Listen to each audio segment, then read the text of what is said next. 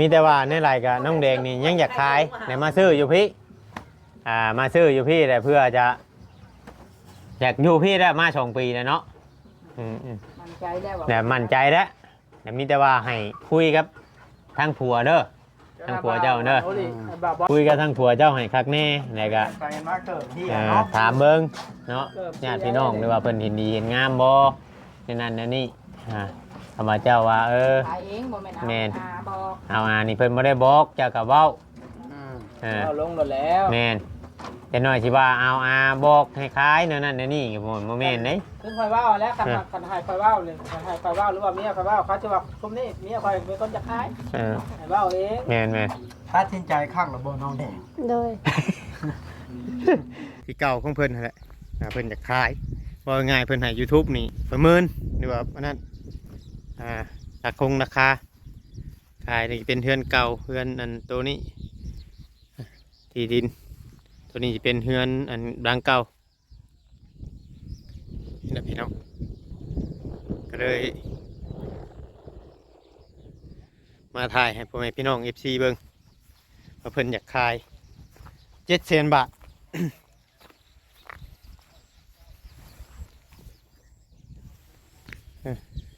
ไปหอดชนหัวตัวนั้นเนาะพี่น้องไปหอดลักตัวนั้น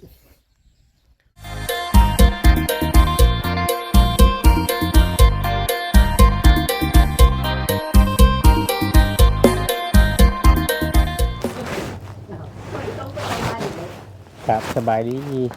เนาะพี่น้อง FC เบอร์ทุกคนเนาะพี่น้องเนาะทั้งฝั่งลาวหรือว่าฝั่งไทยพอเข้ามาฮอดพี่ก็คือว่านัดกันประมาณช่วงบ่ายๆมาพี่ไปกินข้าวเนาะพี่น้องตำบักหุ่งพี่น้องเนาะตำบักหุ่งแล้วก็มาเบิ่งมาชมพี่น้องเนาะมานำกันแล้วก็มาทางบ้านทางเรือนของทางบ้านทางเรือนของน้องแดงนี่แหละพี่น้องเนาะเอาก่อนเปิดคลิปก่อนน้องแดงจะขายหน้าว่าน้องแดงเอาก็อยากถามเลยนั่งคอยนั่งจับดีน้องแดงจะขายหน้าน่ะเท่าไรน้องแดงที่ขายหน้าเท่าไรอันบอกเก็บที่เพิ่นอยู่ราคาขายหน้าแม่น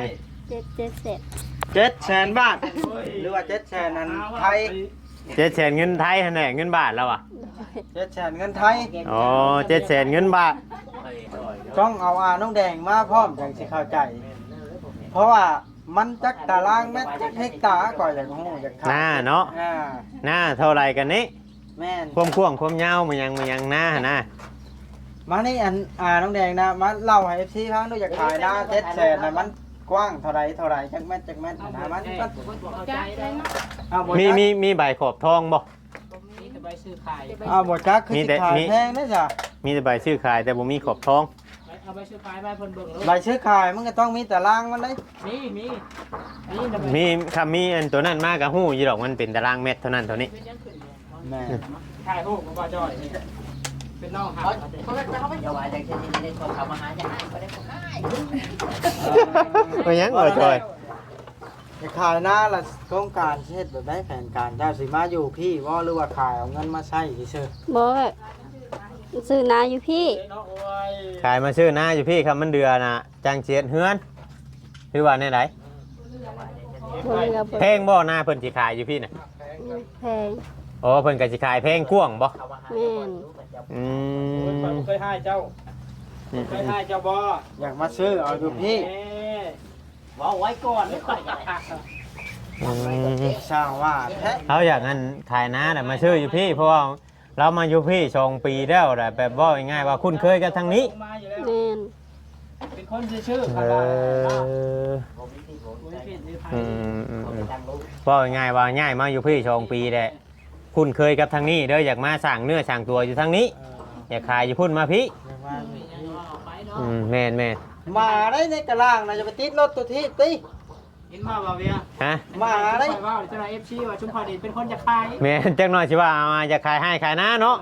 ว่าเองนั่นแหละเขาบอกว่าคลิปบอกว่านั่นแม่นแหละสาเหตุนี่แหละบางเทื่อคนก็บ่เข้าใจว่าทั้งนี้แล้วจะขายมาทั้งนี้แต่ว่าแล้วบอกก็เลยทางน้องแดงมีอยากขายหน้านี่บ่ง่ายๆว่า700,000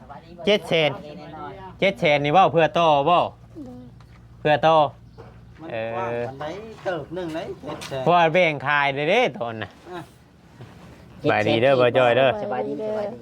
700,000 บาทได้บ่จอย โอ้คิดว่าเป็นกี่ มีผู้เตรียมขายอยู่บ่นาอยู่พี่ตอนนี้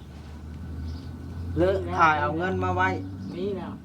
มีแล้ว แม่นอะดีบ่ว่าไปจำเงินเขาไว้น่ะเท่าไหร่นาเขาจะขายอยู่พี่น่ะ น้าแม่วันนี้ได้จะขายแล้วจะขายไปแต่งดองหลานเขาเลย เท่าไหร่ น้าจะขายอันอยู่หันนั่นแสนปลาย อ๋อ นี่อยู่ในคลองน่ะเขาจะขาย400,000 ตกอยู่ประมาณนั้น500,000ปลาย600,000เนาะ เพื่อนนะจ๊ะ600,000แล้วเพื่อเห็ดใบนั่น เอาบอกง่ายๆว่าขายมาแต่พุ่นน่ะบ่ได้เฮ็ดเทือนเนาะ ไม่ได้นะ ไล่แต่หน้าเนาะ แล้วแต่น้องแดงเพราะว่าน้องแดงบ่ชื่อน้าก็เห็นเพื่อน ขายมาแต่พุ่นน่ะเด้อไอ้สิอธิบายเจ้าฟังขายมาแต่พุ่นน่ะถ้าเจ้าบ่เฮ็ดเทือนนี่ เจ้าสิได้นาถ้าเจ้าอันชื่อนาแต่เจ้าบ่ได้เฮือนก็อยู่นี้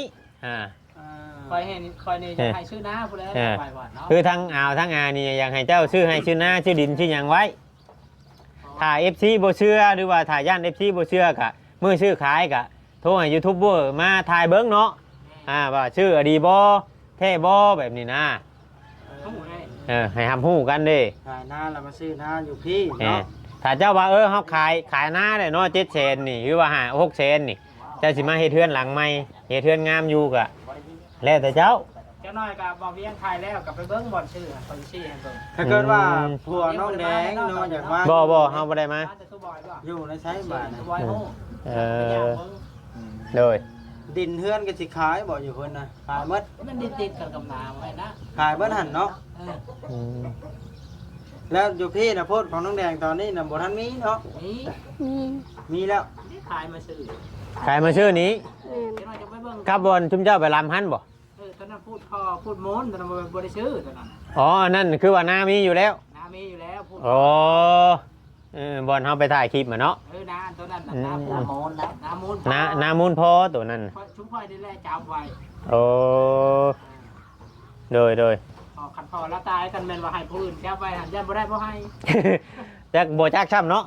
บ่จักช้ำคนเป็นแบบนี้ช้ บ่เจ้าเขาแดนนะ ำบ่จักหรอกบ่จักเพราะว่า สมมุติว่าให้ทางอื่นเจ้าไว้ให้นะพอตายแล้วพี่น้องทางน้องก็ร้องเอาเบิ่นแล้วก็แล้ว แม่น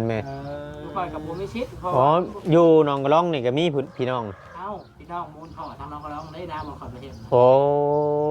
ทุกคนนี่แหละน้ำบ่าวแล้วให้เจ้าไว้ อืม อันนั้นน่ะสมมุติว่าให้ผู้อื่นเจ้าไว้แล้วพอนางแดงตายแล้วเขาบ่ให้แล้วก็แล้ว อ๋อ ถ้านั้นทุกคนเจ้าไว้ซื่อๆได้นี่ของพอสอบก็สิค่อยเสียมา บ่เห็นเนี่ยก็ย่าสมมุติว่ามีผู้อยากซื้ออยากขายอันนี้ก็สมมุติว่าเพิ่นติดต่อมาแต่ว่าเพิ่นอยากไปเบิ่งไปหยังก็ บ่ โทรชุมเจ้าไปเบิ่ง แบบนี้เรายังค่อยประกาศออกอากาศหรือว่าออกให้อันชาวโลกฮู้ซำนี้ก็ค่อยอยากฮู้จักว่าความกว้างความ เอาเพิ่นน่ะสิมาเบิ่งได้ถ้าเพิ่นสนใจเนาะเพิ่นต้องมาเบิ่งตัวจริงถึงสิฮู้ก็เพิ่นต้องมาเบิ่งตัวจริง มันก็สิ มัน แพงแท้ มันเหมาะบ่เหมาะเพราะว่ามันติดหิมหิมทางใหญ่แน่นะบ่บ่ คันยากก็ให้ติดต่อทางในบ้านวันนั้นก็ได้ แม่นอันนี้คือว่าจุดประสงค์ของน้องแดงคือว่าเฮาบ่ได้ยุ่งเกี่ยวหยังในเรื่องให้เรื่องหน้าได้อันนี้น่ะ ของเราจะปากขายเองแล้วเนาะ แม่ ได้ อืม โอ้มีใบมาให้เบิ่งพร้อมมาข่อยก็อยากเบิ่งกัน700,000นี่ข่อยก็จักนักอยู่ไหนมันแพงเติบใดเนาะนี่บ่ เดี๋ยวนี้นั่นอัน ยังบ่มีอันฮูบอัน เบิ่งหามาเบิ่งก่อนสิ เขียนเนาะ ซื้อขายเป็นใบแล้วชื่อน้ำมะเท่าแล้ว ข้าวตะกี้บ่ ปกติก็ต้องมีฮูบมันตารางให้เบิ่งดีกว่าเนาะตุเท่านั้น หรือเขาเขียนไว้ทางหลังบ่ แจนั่นจักแมตแจนี่จักแมต ตัวนี้บ่ บ่เห็น บ่แม่นเด้ตัวนี้น่ะคู่บ่าวชาวใบชมรสเด้นี่น่ะ ตำรวจมีอะไรมาจ้างเลย บ่ใบชมรสชุมเจ้าอันนี้น่ะ ไปเอามาใบ มันไปตาดินมันต้องมีฮูบมันฮูบขี้ดินเนาะแบบ เอาไปเอาไม้ มาเบิดได้คนเบิ่งหลายใบว่าของแซ่บชอบเบาไว้เนาะใบเสียภาษีก็จะเป็นปึก เพราะว่าตัวชุมเจ้าขายตะกี้น่ะคือว่าแยกออกจากไกวตัวนี้บ่ คนเห็ดใหม่เลยดิ ตัวนั้นบ่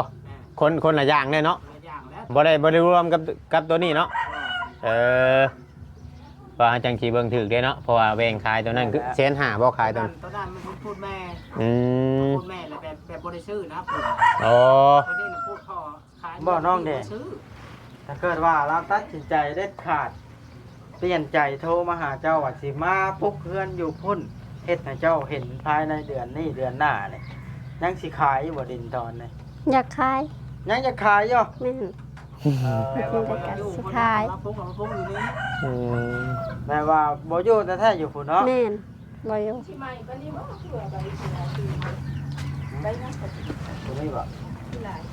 ยู่น้ำกันนั่นแหละอันละเบิ่งดูใบเก่าๆแล้วเท่าท้องชื่อแล้วน่ะอยู่ผู้ขายน่ะ โอ้เบิ่งตัวเทิงผู้จังสิฮู้ บ่แม่นเลย เบิ่งเทิงโนดทำใบชื่อขายมันก็ต้อง ทำมาซิดใช้ที่ดิน ต้นนั้นแล้ว เบิ่งเอามาเบิ่ง ต้นนั้นแล้วก็มาชิด น้อง ไท แด ย ง สิ ชื่ออันนี้น่ะดินน้องแดงชื่อนี่ ดินไม้อันนี้ดินไม้ตัวนี้ มันอันนั้นทำอันนั้นน่ะต้องมีฮูกดินหนาบ่ได้ใส่ฮูกบ่ได้แต้มทั้งเนาะ ดินไม้อันนี้ ดินน้องแดงชื่อ แม่น ไบโอมโอนซิดน้ำไส้ที่ดิน อันนี้ดินไม้นางแดงของไม้ ไปของน้องแดงแล้วนี่ ใบน้องแดงชื่อแล้วนี่แล้วนี่ ติด อาจารย์ ติดเหนือติดกับนางติ๋นบ่ โอ้ยแม่นยัดใบต้นนั้นแหละ แม่นบ่ ทีเนี้ยเนี่ยเป็นหน้าบ้านวันอาจารย์บ่ใช่ ยาว19 เมตร โอ้ยนี่ใบนี่เลยเนี่ย แล้วนี่บ่แม่นอันนี้ อยู่ไหม ใบนั้นใบน้องแดงชื่อตัวนี้ ก็ถือว่ายาวได้บ่ เบิ่งเพราะว่ามัน เพิ่นบ่ ควา มี ม แผ่นมาย าวน่ะ100 กับ 4 เมตร ความยาวเหมือนความกว้าง ความกว้างน่ะมัน19 เมตรเด้ บ่แม่นหรอวะอยู่ในบ้าน นี่ แม่นบ่ เนาะ อย่าได้แล้วแต่ เขียน ยันอยู่ทั้งแหลมพุ่นเด้ทั้งแดมเบื้อง อ่า มันมีแดมเด้คือใกล้เฮือนเราส่วน อ เฮื ยู่ อน บ้าน นั่น นาจาน โอ้ยแม่นแล้วชัน บ้านอาจารย์ สวรรณเขตเฮานี่แหละ เออ โอ้99 เมตรก็ถือว่ายาวเติบได้เนาะ แม่แล้วคำเก่า99แม่นน่ะสิเป็นหน้าทาง ทางยาวไปทางนี้ บอก แม่น ความยาวเข้า เออ มานะ ความยาวน่ะรอหน้าทาง หน้า ถ้าค ทาง วาม น่ะ19 เมตรข่อยว่า ถ้าบ่หน้าทางนี่ยาวได้บ่บด แม่นบ่ แม่นเนาะ เชื่อดอกข่อย โอ้ย มันครับแบบว่าดินมันช่วยมาทางนี้นะมันเดือดมันยาวไป มันมาฮอดเฮือนน่ะแหลมๆเข้ามาสิเฮือนหน้าน่ะ ตั้งแต่ช่วงก็แค่บ้านเราลอยนี่ แม่น กระปูมา มันสิกว้างหน้าทางไหน มันสิกว้างมันสิรอหน้าน่ะสิรอมาฮอดทาง กัด จนชุดได้ คันว่าราคาติดทางแบบนี้ถือว่าบ่นักได้700,000คันว่าความยาว พอไปพอมาก็ธรรมดา 99 เมตร แต่ว่าความมันกว้างตัวเข้า น่ะ ไป บ่ 19 บ่ เมตร บ่ง่ายๆว่าน่ะรวมๆแล้วนี่ ประมาณอัน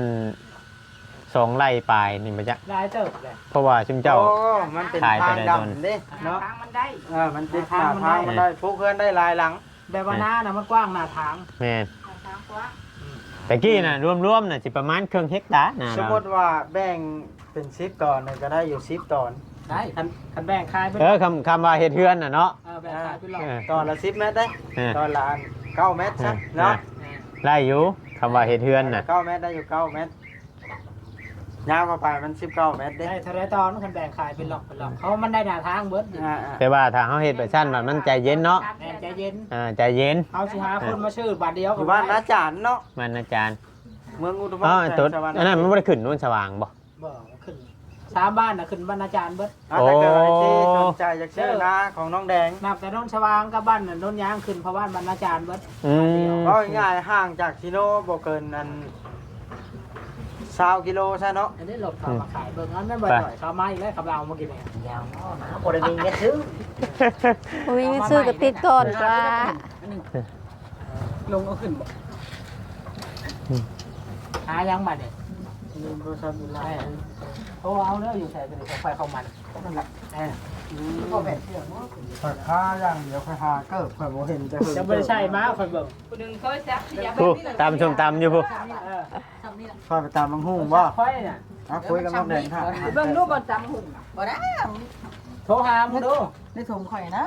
ก่อนข่อยว่าก็ถือมาอยู่ วางไว้รถพุ่นแหละมีแต่ว่าในไรกับน้องแดงนี่ยังอยากขายไหนมาซื้ออยู่พี่ มาซื้ออยู่พี่แต่เพื่อจะอยากอยู่พี่ได้มา2 ปีแล้วเนาะมันใจแล้วว่า แต่มั่นใจแล้วแต่มีแต่ว่าให้คุยกับทางผัวเด้อทางผัวเจ้าเด้อ โอ้ดิบ่าวบอสเอาเกิบเล่นในชัยไว้ก่อน คุยกับทางผัวเจ้าให้คักแน่แล้วก็ ไปมาเกิดที่เนาะ ถามเบิ่งเนาะญาติพี่น้องหรือว่าเพิ่นเห็นดีเห็นงามบ่นั่นนี่ธรรมเจ้าว่าขายเองบ่แม่นเอา แม่น บอก เอานี่เพิ่นบ่ได้บอกเจ้าก็เว้า เอาลงหมดแล้ว แม่นแต่น้อยสิว่าเอาบอกให้ขายนั่นนี่ก็บ่แม่นเด้ ซึ่งคอยว่าวแล้วกันหายคอยว่าวเลยกันหายคอยว่าวหรือว่าเมียคอยว่าวเขาจะว่าคุมนี่เมียคอยเป็นคนจะขายให้ว่าวเอง แม่น ตัดสินใจข้างระบบน้องแดง โดย เจ้าต้องห้ามโทษผู้นั้นผู้นี้ได้ถ้าเกิดผิดพลาดมาในอนาคตเนาะ แม่น เจ้าต้องว่าโทษตัวเองอย่างเดียวหรือว่าข้ามันดีมาแห่งสาธุเนาะ ต้องเงินเคลียร์กัน ก็ถือว่าโปรโมทเลยมาเวียงคลิปนี่ว่าถ้าเกิดว่าท่านใดสนใจ เราอยากขายหน้าอยู่700,000ถ้าว่าอยากสนใจอดีก็มาเบิ่งแล้วก็มาเบิ่งตัวจริงแล้วก็มาต่อรองราคากันอยู่พี่แหละ ถ้าจากกิโลบ่ฮอด20กิโลเนาะ แม่น ประมาณ10บาท แล้วก็เป็นทางใหญ่เป็นถนนใหญ่เข้าเลย แมน แบบ หาอยู่ทุกก็ได้ แม่นโทรหา YouTube ก็ได้ถ้าว่าติดต่อทางเงินเอาเพิ่นบ่ได้ก็ 99เมตร ความยาว ความยาวนะค นี่ รับ ความยาวรอหน้าทางได้บ่แม่นความยาวเข้าในได้ แม่นเลาะหน้าทางเลย แต่หน้ามันสิแดมเป็นอันนั้นนะ และยาวเข้าไปนอกทางละ19เมตรเนาะ แม่น ยาวหน้าทางละ99เมตร โด บ่ ย ฮอด100ยังเมตรหนึ่งบ่ฮอด100 แม่นแต่อันสิขอเว้าในอันนี้หน่อยหนึง ในเรื่องเสาว่าง่ายๆซะคำว่าสิเอาหรือว่าสิขายกับเขาต้องถามผู้ซื้อมาก่อนในตัวนี้นะสมมติว่าคนมาซื้อนะเนาะต้องแจ้งเพิ่นแต่ว่าเขาถามทั้งผู้เพิ่นซื้อมาแล้วเพิ่นว่าโบเป็นหยังหรือว่าเพิ่นมอบให้น้องแดงแล้วนี่โบเป็นหยังนี่ก็คือว่าคนมาซื้อต่อหรือว่าเอาไปเลยก็ได้เรื่องเสาเฮือนนะมันบ่ได้อันนั้นดอกในส่วนนั้นนะมีแต่ว่าให้ FC หรือว่าผู้สิมาซื้อคิดอีกเทื่อนึงน้องแดงเนาะ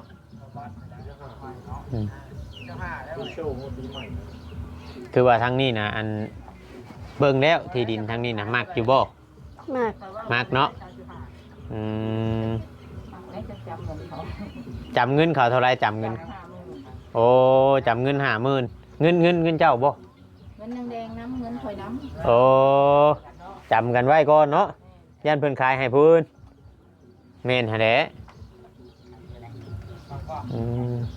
อยู่ทางนี้ก็ใกล้ทางคือกันบ่ ทางนี้ทางออกติดป้ายบรรทุกแรงบนแย่นะ อ๋อบัตรตัวนี้ได้จ้ะ ตัวนี้นั่นอยู่นี่เงินป้าเรานี่ เอ้าบ่เวียงคันซั่นก็ถ้าเฮาก็สิกลับแล้วมันค่ำแล้ว เนาะมีแต่ว่าเนี่ยแจ้งไว้แจ้งให้ FC ฮู้ แม่น เพราะว่าอันก็มีคนติดต่อมาอยู่พี่น้องเอ้ย โดย ติดต่อมาได้ก็อยากเรื่องให้เรื่องง่ายได้เพิ่นกับผู้คนเพิ่นก็อยากซื้อนะ โดย ผู้อยากซื้อแต่เฮาก็ยังบ่ได้คำตอบแบบชัดเจนแล้วก็มีแต่ว่าให้เพิ่นติดต่อมาใหม่แล้วก็สิเบอร์โทร พอพันทางพ่อบ้านเพิ่นก็ได้ แม่น เพิ่นสิแนะนำให้ เฮ็ดนั่นแหละซะเนาะมีแต่ว่าให้เพิ่นโทรมาเนาะโอลมกันเนาะแม่นประมาณนี้ได้ซะน้องแดงเด้อกลับก่อนบัดนี้อยู่ดีมีแฮงมื้อหน้ามื้อไหนพุ่นได้มาพ้อกันใหม่เนาะ แม่นน้องแดงเลี้ยวใช้กล้องในสิถ่ายรูปนี่ สบายดี FC ก่อนน้องแดงสบายดี กลับมาเด้อจัวมาเด้อเอาจะดีนี่เข้าไปนี่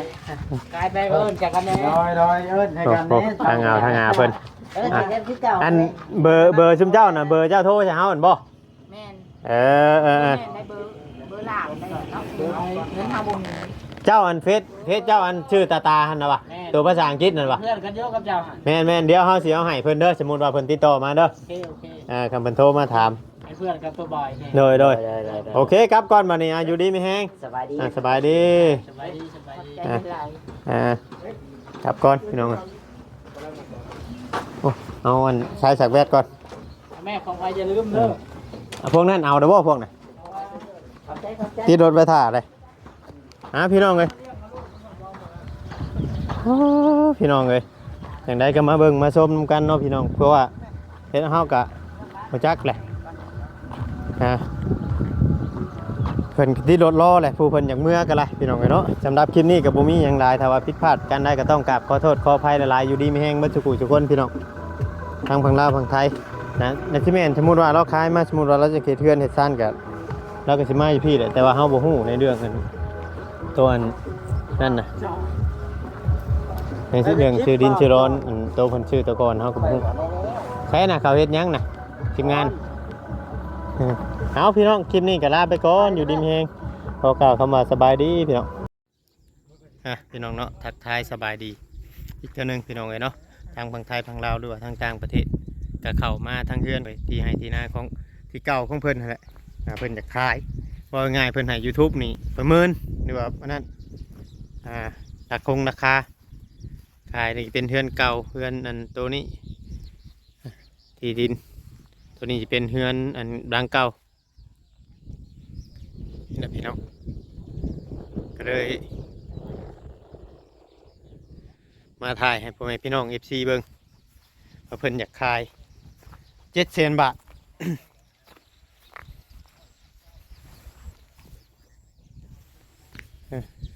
ไปฮอดชนหัวตัวนั้นเนาะพี่น้องไปฮอดลักตัวนั้นมันก็บ่กว้างปานใดพี่น้องเอ้ยสำหรับที่ว่านั่นแต่ว่ามันติดถนนใหญ่อยู่ฝั่งนี้ก็สิมีโรงน้ำบัดนี้สมมุติว่านางแดงแล้วย้ายมานี่ก็บ่เป็นแต่ย่านคือเก่าแล้วบัดนี้เพราะว่ามันมีโรงน้ำมีไฟมีหยังมาใกล้แล้วเนาะพี่น้องก็คือว่ามาอยู่ไรสมมุติว่าเราย้ายมาคือเก่าหั่นนะบัดนี้ยางนี่คือเว้าหั่นแหละคือว่าเวียงได้แจ้งไปได้ถ้าว่าเฮา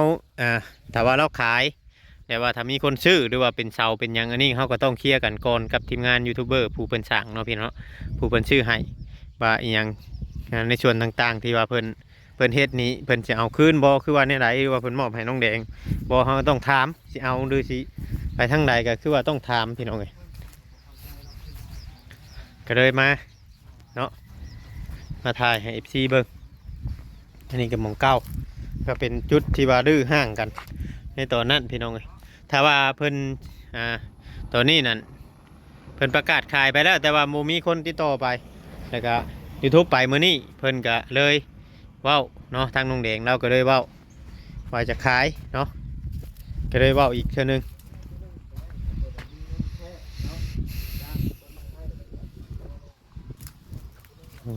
แต่ว่าทางของน้องอันของบ่าวลอยพุ่นกับเพิ่นก็ติดป้ายประกาศขายอยู่พี่น้องเนาะในตอนนั้นแต่ว่าตอนนี้ก็เราก็มาถ่ายเบิ่งเนาะในส่วนต่างๆ FC สิพิจารณาไปในไหนก็แล้วแต่เพราะว่าอันนี้ก็คือว่าเป็นที่เก่าหรือว่าเป็นเฮือนเก่าของน้องแดงเนาะตัวนี้รางไม้ที่ว่าเรากำลังที่สร้างตัวนั้นได้ก็เกิดการยกเลิกหรือว่าบ่นั้นจักน้องแดงแล้วก็บางเทอมที่ก็อาจจะซับซ้อนพี่น้อง FC ทางใดแต่ตัวนี้ทางนี้เข้าไปกับคุ้งตะคณะใหญ่หันบ่วัดเด้มันเทิงนี่ได้บ่วัดพุ่นได้ชุดทางพี่ได้แม่นมามองนี่บางลักใหญ่ๆนี่เพิ่นก็ขายเลยเนี่ยเพิ่นขายไปตอนนั้นเด้ขายไปแล้วเนาะหั่นน่ะมันยังแต่มุงนี้ยังบ่กว้างปานใดนะยังบ่หลายหมอนั่นปานใดนี่พื้นที่ถ่ายต่อจากคลิปที่ว่าน้องแดงประกาศขายแล้วเราก็เลยมาแวะถ่ายให้ FC เบิ่งส่วนห้องน้ำห้องในก็มีประตูนี่ประตูห้องน้ำนี่ชงชัยเพิ่นเอาเมื่อพุ่นบอกขึ้นในไหนเนาะ